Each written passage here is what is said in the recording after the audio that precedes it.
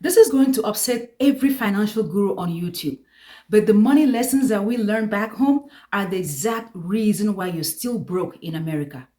High earning African immigrant women, I have spent the last decade immersing myself in American financial system, read over 400 books when it comes to finance and wealth building in this country, paid thousands to tax strategists and wealth advisors who work with the top 1%. And that knowledge, it built me a multi seven figure net worth in less than 7 years. And here is what I learned. The money lessons that we were taught back home, they were survival lessons. And you cannot get financial freedom while in survival mode. You make about $120,000, $150,000, or maybe even more than $200,000 a year. But you are still stressed every payday, money disappearing by day 5, fighting with your spouse about finances, working 60-hour weeks on 3 jobs, yet starting over every single month. It's not discipline. You are trying to win a game that you do not know the rules. So in this video, I'm going to show you the 9 money lessons keeping immigrants broke in America and the rules that will help you win with money in 2026. These lessons we learned back home with money were not wrong. They're just not for the American system. Back home, banks were not stable. Investments were risky. Debt could destroy you. Family was your only safety net and jobs were scarce. So our parents taught us survival. Save every dollar or save every kobo you have. Avoid all debt. Keep cash where you can see it. Work as hard as you possibly can and don't trust any financial institution. Those lessons kept them alive. But in America, the financial system is completely different. Banks are insured, FDIC, protect up to $250,000. Investment have historical growth like the S&P 500 at 10%. Debt is a tool the wealthy people use. Government safety net exists and jobs here are more stable and you can negotiate. So for the next 45 days, I'm going to give you 45 systems and structures to set up before December 31st so that 2026 is not another year of goals. It's a year your system quietly create the life that you want, and this is day 6 of that system. If you feel overwhelmed or you need help from someone who has walked in your shoes and fully understand your pain, the culture, and pressure, I have free coaching call. The link is in the description. So lesson number 1, save the leftover. This is what most immigrant families teach. Paycheck comes in, you pay your rent, bills, you buy groceries, you handle emergencies, and you save whatever is left. But here is the problem. There is never anything left because life always finds a way to take everything. So here is a system the wealthy uses. Pay yourself first. The minute your paycheck hits your bank account, 10 to 20% should go straight into your savings and investment. That's before you pay the rent, before bills, before anything ever comes out. Treat it like a bill you cannot skip. This guarantees you're building wealth, not just surviving. So how do you do this? Set up automatic transfer for your payday. Minimum should be like 10% to your savings account. That should be the minimum. And you live off of what's left. For me personally, when I started paying myself first, I thought I could not afford it. But I set up that system to allow the automatic transfer to do the heavy lifting for me. And guess what happened? Within 8 months, I had about $18,000 saved. And that was my first down payment for the first rental property. If I had waited to save what's left, I would still have $0 and I'll still be waiting till today. Lesson number 2, avoid all debt. Back home, going into debt was shame. You were irresponsible and a failure. That's how everyone saw you. But we were taught if you cannot pay cash for it, that means you cannot afford it. But in America, wealthy people use debt as leverage. But not all debt, only strategic debt. There are 3 types of debt. Bad debt, that one you must avoid at all costs. That's your credit cards at 22% interest, payday loans, consumer debt for things that lose value. The second kind of debt is good debt. That's acceptable. You're talking about mortgage because it builds equity, student loans, only if it increases your earning power. And the third kind of debt is the strategic debt. That's the one the wealthy people use. Rental property loans because it gives cash flow and appreciation. buying cash flow businesses because it creates monthly income stream. Do not take on debt to start your business, please, because if that business fails, you are in deep trouble. For example, I use the strategic debt to buy my four rental properties and they are generating monthly cash flow except one. I use it to acquire cash flowing businesses because it gives me daily income. And none of this would have been possible if I was waiting on cash alone. Lesson number three, keep everything in cash. So here is the system. Step one, build emergency fund. That's 3 to 6 months of your basic necessities. Get a total of all your basic necessities and multiply that total by 6. Put that money in a high yielding savings account that gives you 4 to 5% interest. So for me personally, I use Ally and American Express Bank. I love it because I don't have a debit card and it takes about 3 days for me to move money. So it saves me from impulse spending. Then I keep about $2,000 in emergency account that I have immediate access to in case I need immediate use, for example, a car problem or emergency flight ticket. Step two, invest everything else in assets that grow. For example, the index fund S&P 500 averages at 10% over time. Invest in your Roth IRA, that's tax-free growth.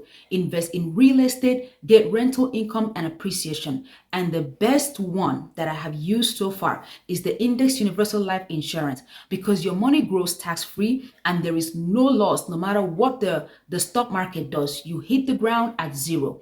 I have had this account since 2019, so if you want more information, let me know. Lesson number four, tracking your money. Most immigrant families don't track money at all. They just know that money came in, money went out, and we survived another month.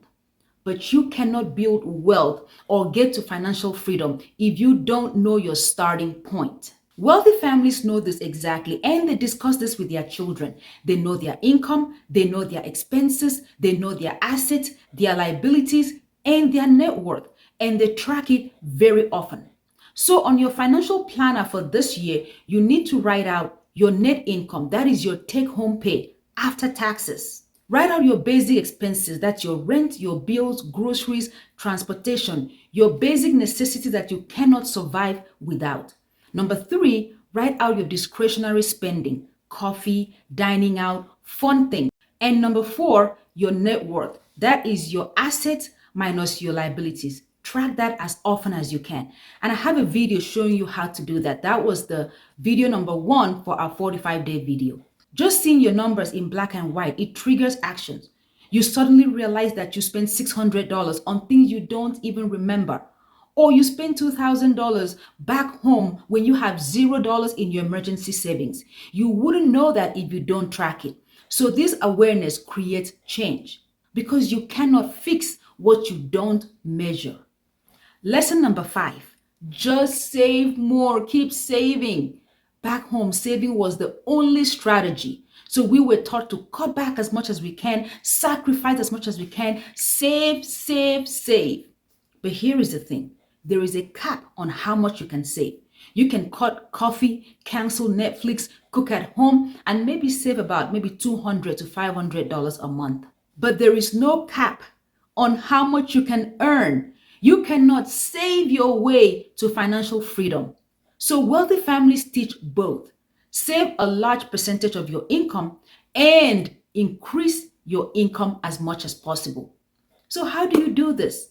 Option number one, negotiate a raise. It's the most underutilized option.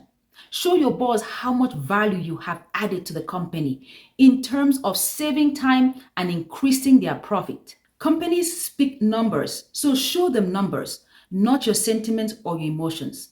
Option number two, switch jobs. That's the fastest way to jump your salary. Each time I did that, it was at least a $50,000 jump. Option number three, start a side income. That would add about $500 a month for you. Earning more beats savings all the time. For example, my client Amina, she spent 2 years cutting back. She cut back so much till her children were miserable. That saved her about $3,000 in 2 years. So when I spoke with her, I shifted her focus from scarcity to abundance. When you're so focused on cutting, that's more scarcity, that you are traumatizing your nervous system more because it now feels like there is not enough. Shift that to abundance. Focus on making more, on generating more, on creating more. She negotiated a $15,000 raise. 6 months later, she was able to save $8,000. She saved more in 6 months from earning than 2 years from cutting back. Lesson number 6, we don't think about taxes. Most immigrant families don't think about taxes at all. I didn't either because living in Nigeria, I had no idea taxes ever existed. So when we got here, we know that taxes come out of your paycheck, and that's life. If you really add it up, taxes are the single biggest expense of your life, especially as a high earning individual. Wealthy families think about taxes constantly, and they use legal strategies to minimize those taxes.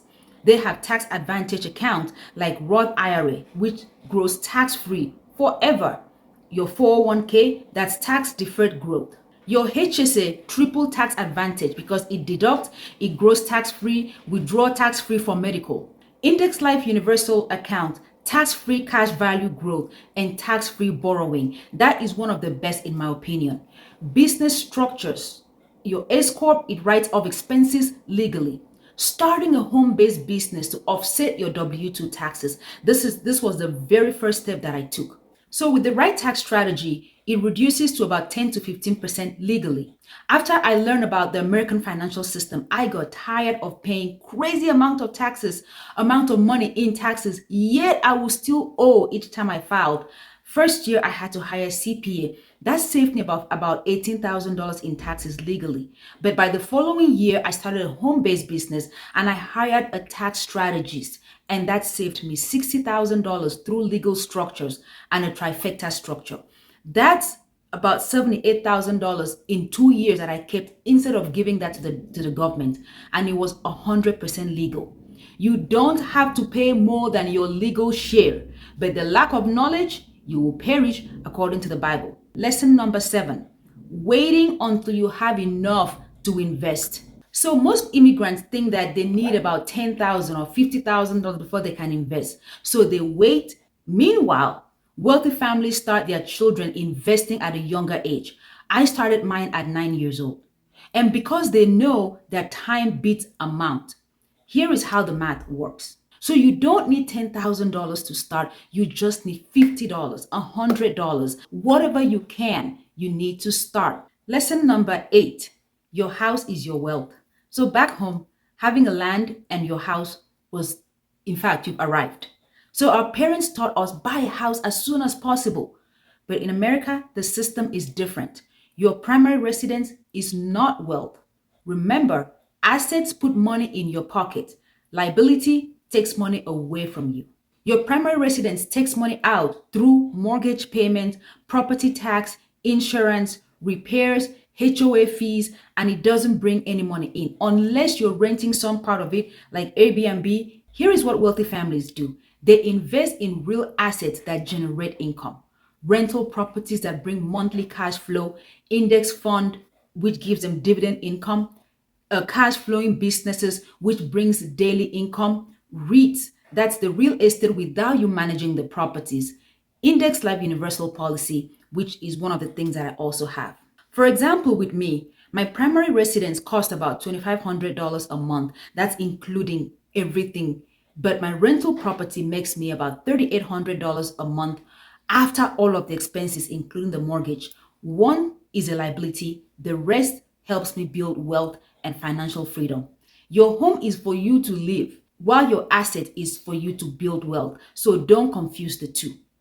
Lesson number 9, handling money alone.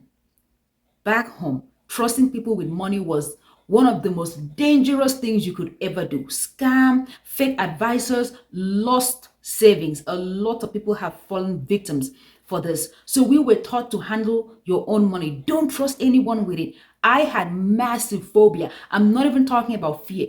Phobia of losing money. And this kept me bound for years. I was so scared of doing business or going into any investment. All I wanted to do was put my money in savings, and that's it. It literally took the grace of the Holy Spirit to deliver me from this. Wealthy families build teams. CPA for their taxes, financial planner for investment strategy, tax strategist for legal minimization of your taxes, estate planner for legacy protection, and real estate agent for property acquisition. They don't know everything, they know who to trust. So, by the grace of God, I achieved a 7-figure net worth in less than 7 years. I'm not talking about income, I'm talking about net worth. That is your asset minus your liability. Whatever is left is your net worth. This level of success takes people their entire lifetime, but it only took me less than 7 years because I had a team. I had a CPA, I paid for a tax strategist, estate planner, real estate agent.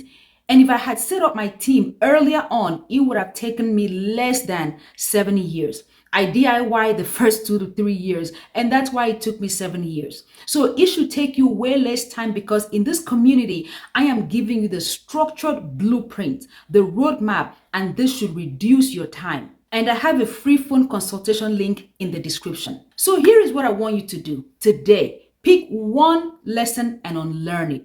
Which one hit the hardest? And then replace that with the wealth lesson. Stop saving what is left. Instead, pay yourself first, 10% minimum. Stop fearing all debt. Instead, learn how to leverage strategically. Stop hoarding cash in the bank. Just have your emergency fund and then invest the rest. Stop avoiding your numbers. Track your net worth at least quarterly.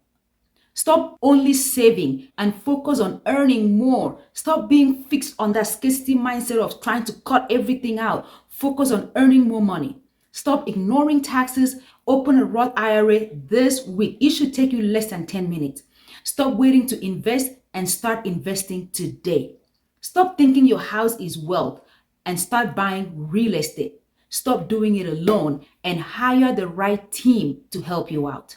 And if you need help to personalize this to your life, or you just want to talk to someone that has walked in your shoes, book a free call. The link is in the description. Now, why does this matter? Today, there are over 3 million African immigrant women in the US earning over 6 figures and still feel broke, overwhelmed, and trapped in survival cycle. Not because they're bad with money, but because this system was never built for us to build wealth, only for us to work and keep feeding the system. So these 45 days are not about goals. They're about building a system that actually works for us. So when life gets heavy, your money doesn't fall apart. And if you don't fix this now, your daughter is going to repeat the exact same cycle. She will make a lot of money, but she will still feel broke and stressed. And that is what we're stopping. We as African women, we were trained to carry everyone, sacrifice yourself, fix everybody's problems. And for years, you did exactly that because that is what our culture calls strength. But today, we are done with that. We are rebuilding systems that give you back your peace, systems that make your money work harder for you, systems that protect your marriage, systems that let you support family without losing yourself. Systems that help you show up for your children with presence instead of exhaustion. Systems that grow your net worth while you rest. Systems that break that generational cycle. So your daughter does not inherit survival, but she inherits freedom. And I am here to guide you every step of the way because I have walked in your shoes. So comment down below day 6 done because we're done with day 6 and we are moving into tomorrow, day 7 of our 45 days. System building money reset. Share this with one immigrant woman that you know. And thank you so much for watching. And don't forget to subscribe and like. See you tomorrow.